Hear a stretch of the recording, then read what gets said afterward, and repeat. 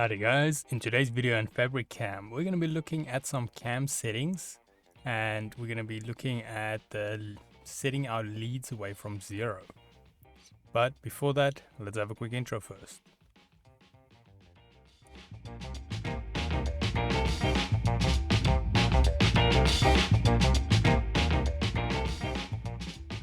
So today's video can be found on softwaretraining.co.za. We make short and easy to watch problem solving videos, and we also have daily updates. And now, otherwise, we head back into the program here.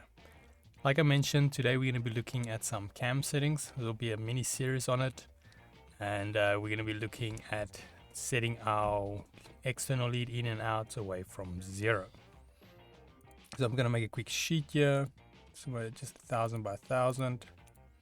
So okay, add a flat part. Let's make this about 400 by 400. Gonna put 2 nesting and say add. Now,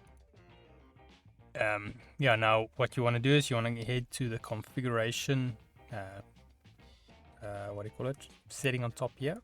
I'm gonna click that, and then we want to navigate over to our cam tab. So as you can see, fourth one from the left, and then at the bottom here we have option. It is already enabled, but if it's not, this is where you'll be enabling it. So move external lead in and out, or leads in, leads out of parts away from 0. So if you're looking for a setting, this is where you'll be doing it, and then you can obviously just manually nest your things and it will automatically adjust your lead in and out for the external away from 0. If I zoom in here, you can see them over here. But yeah, otherwise that is where you can find that setting.